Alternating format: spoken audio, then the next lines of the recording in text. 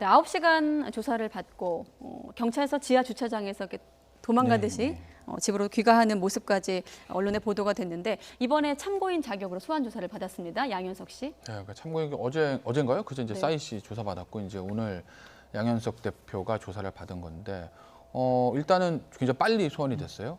그러니까 사실은 아마 조금 더 수사를 하고 저는 혐의가 있던 없던 간에 네. 뭐 피의자로 소환 조사할 거라고 전 봤거든요. 그러니까 저는 아마 제 예상은 수사를 좀 더 하고 피의자로 조사한 다음에 아마 무혐의로 검찰 송치할까 저는 이렇게 봤어요 개인적으로. 그런데 참고인으로 조사를 했다는 거죠. 네. 그러면은 제가 예상했던 것보다 조금 더 무혐의성이 강한 거예요. 아직까지는 피의자로 소환 조사할 만한 단서를 경찰에서 못 잡았다는 거고, 그래서 아마 참고인으로 조사를 해서 아마 사정 청취를 한 것 같아요. 근데 이 사건에 대해서 결론에 대해서 어떻게 날 것인가에 대해서 아마 많은 분들이 관심이 있으신데, 뭐 양현석 대표가 뭘 잘했다 못했다 도덕적인 비난 이런 걸 다 떠나서 순수하게 법적으로 보면 제가 봤을 때는 양현석 대표 기소 못할 겁니다.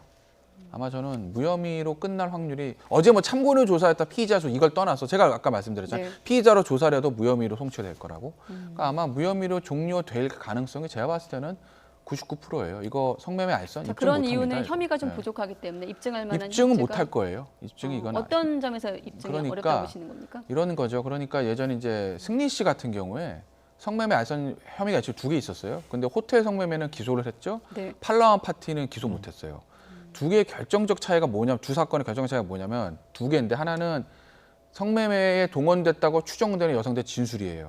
호텔 성매매 같은 경우는 그 여성들이 했습니다. 진술했는데 팔라완 파티 같은 경우 아닌데요. 저는 그냥 좋아서 한 거지 내가 성매매를 돈 받고 한 게 아니 이렇게 얘기를 했습니다. 진술이 있고. 네. 두 번째 돈의 흐름이에요.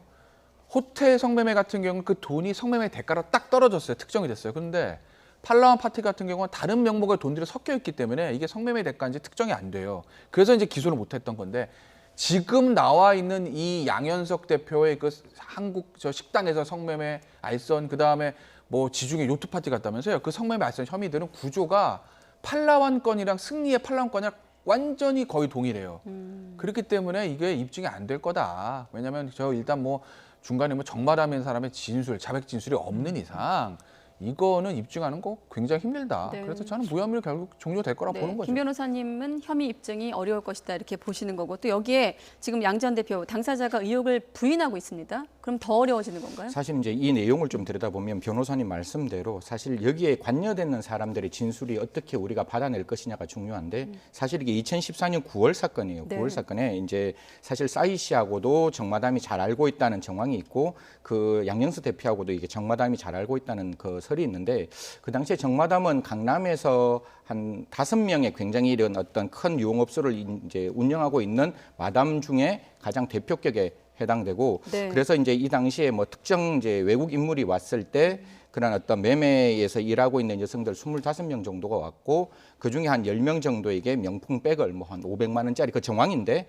그런 이야기를 했고 보통 이제 구조가 어떻게 되었는가 하면 네. 그 특정 어떤 장소에서 식당에서 만나고 난 다음에 그들이 일하는 업소에 가고 난 다음에 이제 호텔에 가고 그렇게 9월에 만나고 난 다음에 10월에 다시 이제 지중해 이제 요트로 가는데 이 사이에 나오는 진술들은 굉장히 구체적인 진술들은 있어요. 뭐 가지 않았다는 게 아니라 SNS에 자기들 사진도 있고 그다음에 헬기장도 있고 요트의 사진 전용기 사진이 있는데 방금 말씀 주신 대로 그 정황들은 사실 성매매를 했다는 정황 증거지 직접적인 성매매를 했다는 진술이 안 나오기 때문에 그런 진술들을 어떤 형식으로 검찰에서 이제 그 좀 받아내느냐, 경찰에서 수사가 진행되느냐, 경찰에서 수사가 진행되느냐에 따라서 참고인 신분이 이제 피해자 신분으로 바뀔 수도 있는 것이고 피해자의 단계에서 참고인 단계에서 참고인으로서 그냥 사건이 종결될 수도 있는 그런 어떤 단계라고 네. 생각합니다. 지금 계속 등장하는 사람 조로 어떤 사람일까 여전히 궁금한 분들 계실 겁니다. 버닝썬 사건대도 언급이 됐고 이번 또 양현석 씨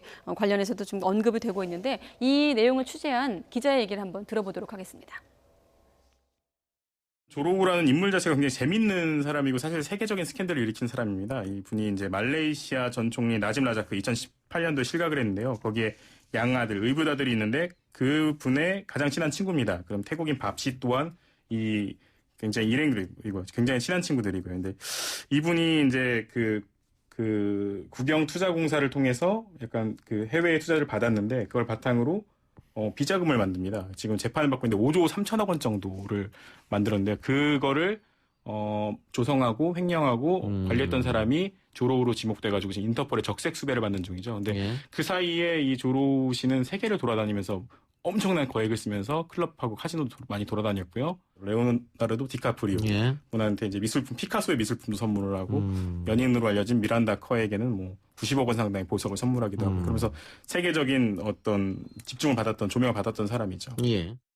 네, 뭐 누구한테 무슨 선물을 하고 뭐 이런 것보다는 일단 눈에 띄는 부분은 인터폴의 적색 수배가 내려진 인물입니다. 근데 그럼에도 불구하고 우리나라에 자주 출입을 하고 투자도 하고 그랬어요. 그런 게 또 가능했던 것도 궁금한데요. 근데 제가 알기로는 우리나라 왔을 때는 적색수배 되기 전이에요.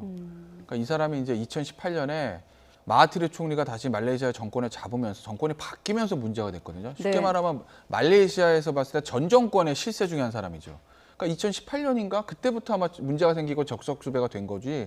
그 전에는 뭐 자유롭게 돌아다녔습니다. 왜냐하면 아까 뭐 저 기자 얘기하신 거 들어봤지만 이게 그냥 단순한 재력가가 아니라 말레이시아 국부펀드 움직이는 사람이거든요. 돈이 어마어마한 거죠. 그러니까 사실 이제 그걸 통해서 비자금 조성해가지고 본인 돈처럼 물처럼 쓰고 다녔다 아니겠어요. 네. 그러니까 지금 우리나라 와가지고 뭐 접대를 받았느냐 의혹이 있는 게 2014년이기 때문에 그때는 적색수배 당시가 아니니까 뭐 자유롭게 왔다 갔다 했던 거죠. 그렇군요.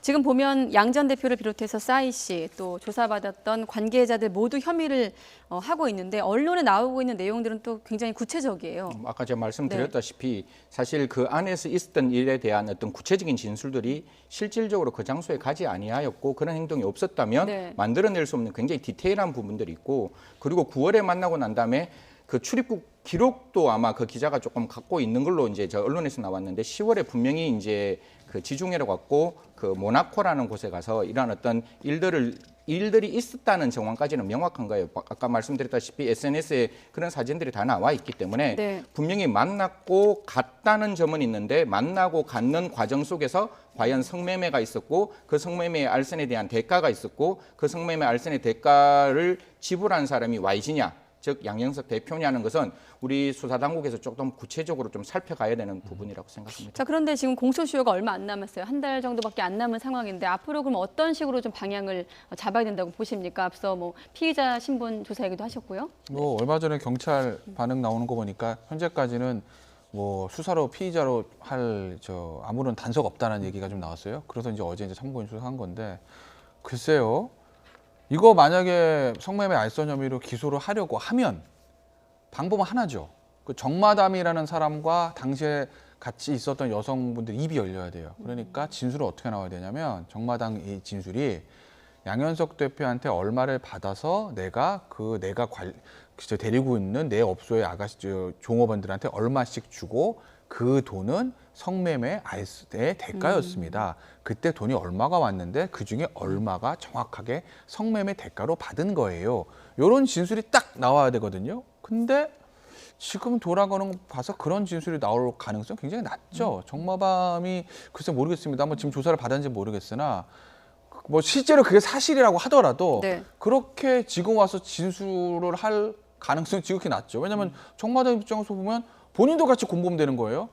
한 달만 했으면 공소시효 만료인데 지금 가서 그렇게 진술하겠습니까? 그러니까 실제로 그게 팩트라고 하더라도 진술이 그렇게 나올 가능성이 굉장히 낮기 때문에 이건 결국 무혐의로 종료가 될 거다. 저는 그렇게 봐요. 만약에 공소시효 부분이 이제 나오는데 성매매 알선이라는 게 징역 최고형이 3년이고 그 3년의 어떤 형사노법에 보면 5년이란 공소시효이기 때문에 지금 우리가 바라보는 사건은 2014년 7월 사건이거든요. 그렇기 때문에 네. 5년을 더하면 2019년 7월에 또 다른 성매매의 사실을 발견되지 않는다면 사실 이 사건으로서는 공소시효가 완성될 수밖에 없기 때문에 네. 사실 경찰의 입장에서는 좀 더 넓은 어떤 관점에서 이 사건을 들여다보는 것도 필요하다고 생각합니다. 네, 예비 스타를 뽑는 어떤 경연 프로그램에서 심사를 맡았던 양현석 씨 모습과 지금 고개를 푹 숙인 모습이 대비가 되기도 합니다.